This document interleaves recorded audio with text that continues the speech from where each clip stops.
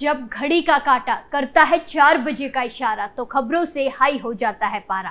क्योंकि 4 बजे हम चक्रव्यूह के साथ आपके सामने पेश होते हैं और 4 ऐसे लोगों को चक्रव्यूह के चक्र में फंसाते हैं जिनकी पोल पट्टी सुनकर हर कोई हैरान हो जाए। नमस्कार, कैपिटल टीवी में आपका स्वागत है और मैं आपके साथ प्रिया बिस्ट। आज चक्रव्यूह के चक्र में फंसे हैं मौलाना तौकीर रजा, बसपा सुप्रीमो मायावती, मैनपुरी सीट पर समाजवादी पार्टी और एक जिहादी। इन सभी का सारा काला चिट्ठा आपके सामने खोलते हैं और एक एक करके बताते हैं इन सभी की करतूतें। पहली खबर में बात मौलाना तौकीर रजा की, जहां गिरफ्तारी से बचने के लिए मौलाना एक के बाद एक कोर्ट का दरवाजा खटखटा रहा था।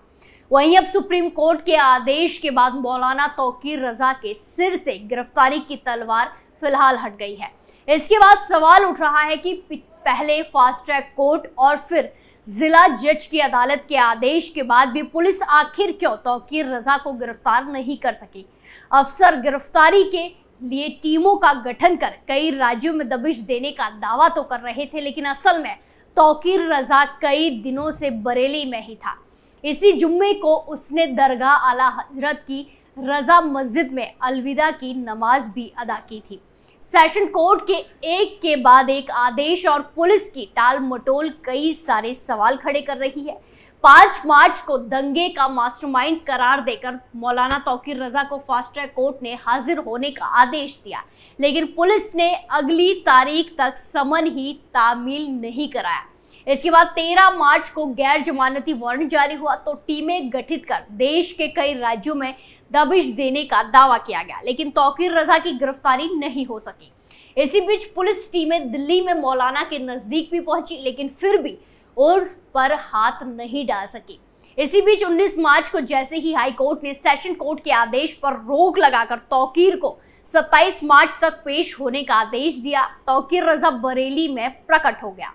उसने बकायदा प्रेस कॉन्फ्रेंस की। हाई कोर्ट की ओर से दी गई मोहलत खत्म होने के 2 दिन पहले वो बरेली के खुशलोक अस्पताल में भर्ती हो गया, जहां से उसे दिल्ली के लिए रेफर कर दिया गया। इसी बीच पुलिस ने उस पर निगरानी तक नहीं रखी। 27 मार्च के बाद गैर जमानती वारंट फिर प्रभावी हो गया।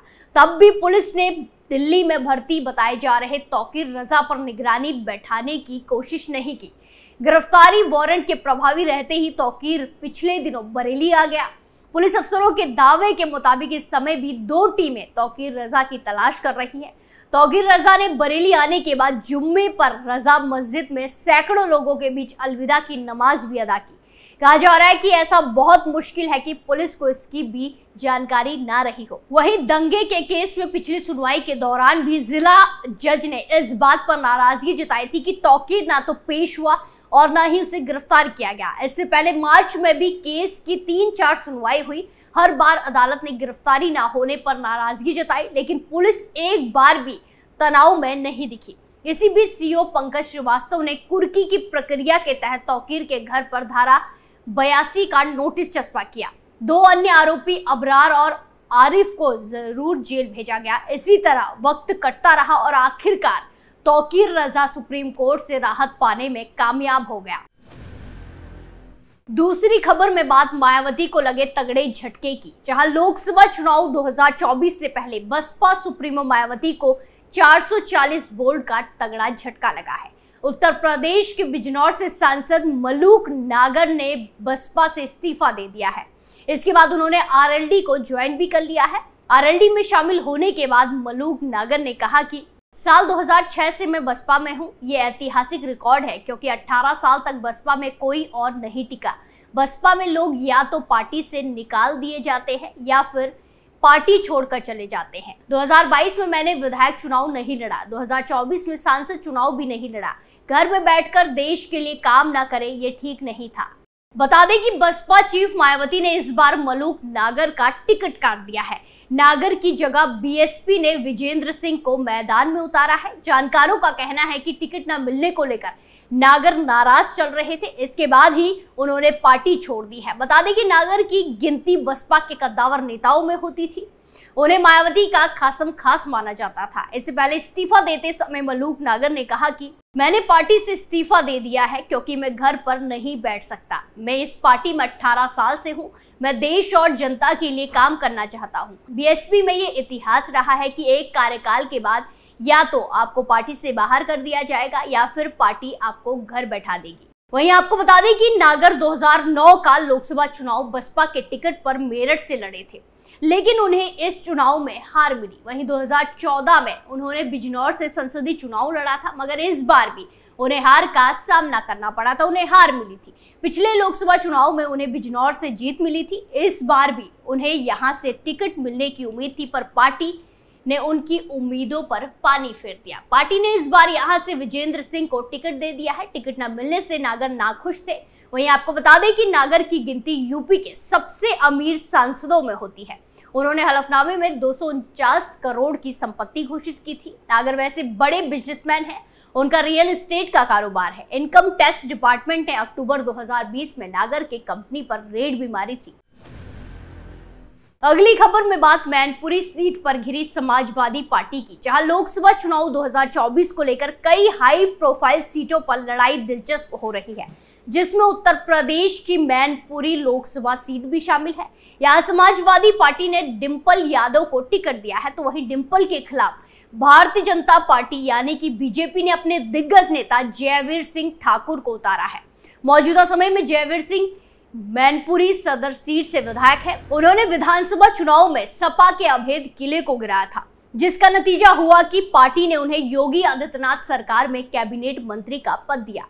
वहीं अब लोकसभा चुनाव में उम्मीदवार बनाकर बीजेपी ने बड़ी सियासी चाल चली है, क्योंकि राजवीर ठाकुर जाति से आते हैं और इस सीट पर ठाकुर समुदाय की संख्या ठीक ठाक है। साथ ही साथ ओबीसी वोटर भी अच्छे खासे हैं। इस चुनाव में बीजेपी का ओबीसी वोटर पर खासा फोकस है। मैनपुरी सीट पर सपा को बीजेपी कड़ी टक्कर देने के मूड में है, क्योंकि पार्टी अभी तक एक भी चुनाव यहां से नहीं जीती है। 1996 से समाजवादी पार्टी कब्जा जमाए हुए है और खुद सपा के संस्थापक मुलायम सिंह यादव यहां से 5 बार चुनाव जीतकर संसद पहुंचे, लेकिन अक्टूबर 2022 में उनका निधन हो गया। इसके बाद यहां उपचुनाव कराए गए और सपा ने डिंपल यादव को चुनावी अखाड़े में उतारा और उन्होंने जीत हासिल कर ली। वहीं बीजेपी ने राजवीर सिंह को उम्मीदवार बनाकर एक नया दांव खेला है। उनका प्रभाव केवल मैनपुरी सीट तक ही सीमित नहीं है, बल्कि फिरोजाबाद में निर्वाचन क्षेत्र में भी अच्छी खासी पकड़ है। जयवीर सिंह फिरोजाबाद के करहरा गांव के रहने वाले हैं। उनकी राजनीति की शुरुआत भी यहीं से हुई थी। मैनपुरी लोकसभा सीट पर जातिगत समीकरण भी खासा दिलचस्प है। यहाँ यादव समुदाय की संख्या सबसे ज्यादा है, जिसका झुकाव सपा की तरफ ज्यादा रहता है। यादव वोटर 4.25 लाख से अधिक है। इसके बाद दूसरे नंबर पर शाक्य मतदाता है, जिनकी संख्या करीब 3.25 लाख है। तीसरे नंबर पर ब्राह्मण आते हैं, जो कि 1.20 लाख से अधिक है। यहाँ निर्णायक भूमिका में लोधी वोटर रहते हैं, जिनकी तादाद 1 लाख से अधिक है। वहीं मुस्लिम मतदाताओं की बात करें तो 50 से 60 हजार इनकी संख्या है। आखिरी खबर में बात एक जिहादी की। घटना देहरादून के डालनवाना क्षेत्र की है, जहां की रहने वाली एक शादीशुदा महिला के व्हाट्सएप पर 28 मार्च 2024 को एक अनजान नंबर से मैसेज आया। मैसेज में सिर्फ हेलो लिखा हुआ था। परिचय पूछने पर मैसेज भेजने वाले ने खुद को दुबई में रेस्टोरेंट का मालिक अमन बताया। उसने महिला को बताया कि वो फिलहाल दुबई से देहरादून आया है और दोस्ती करने का दबाव बनाना शुरू करने लगा। हालांकि महिला ने प्रपोजल ठुकरा दिया, लेकिन वो अपने हाथों की नस काटकर महिला को फंसाने की बात करने लगा और अपनी लोकेशन भेजकर पीड़िता को खुद से मिलने के लिए भी बुलाया। आखिरकार परेशान होकर पीड़िता ने अपने पति को पूरी बात बता दी। महिला और उसके पति ने आरोपी को पुलिस से गिरफ्तार करवाने का एक प्लान बनाया। महिला आरोपी की भेजी लोकेशन पर पहुंच गई। थोड़ी दूर पर उसका पति भी कार में बैठकर निगरानी करने लगा। कुछ देर में वहां अमन बाइक लेकर पहुंचा। उसने अपना असली नाम रहमान बताया। वो पीड़िता को साथ ले जाने के लिए अपनी बाइक पर बैठाने की कोशिश करने लगा। महिला ने मना किया तो रहमान ने अपनी जेब से एक छोटी सी शीशी निकाली और बताया कि ये तेजाब है। उसने कहा कि अगर वो उसकी बात नहीं मानती है तो उसके चेहरे पर फेंक देगा। इतना सुनकर पीड़िता ने शोर मचाना शुरू कर दिया। महिला का पति वहां पहुंचा तो रहमान उससे भी लड़ने लगा। उसने पति पत्नी दोनों को जान से मारने की धमकी दी। इस विवाद के चलते आसपास लोगों की भीड़ जमा हो गई। कुछ ही देर में सूचना मिलने पर पुलिस मौके पर पहुंच गई और रहमान को हिरासत में लिया गया और पीड़िता की तहरीर पर पुलिस ने रहमान के खिलाफ FIR दर्ज कर ली है। आज हमने देखा कैसे चक्रव्यूह के चक्र में मौलाना तौकीर रज़ा, बसपा सुप्रीमो मायावती, मैनपुरी सीट पर समाजवादी पार्टी और एक जिहादी फंसे और उनकी पूरी पोल पट्टी खुलकर सबके सामने आ गई। चक्रव्यूह में फिलहाल के लिए इतना ही, फिर पेश होंगे सनसनीखेज खुलासों के साथ। बाकी तमाम खबरों के लिए देखते रहिए कैपिटल TV उत्तर प्रदेश। नमस्कार।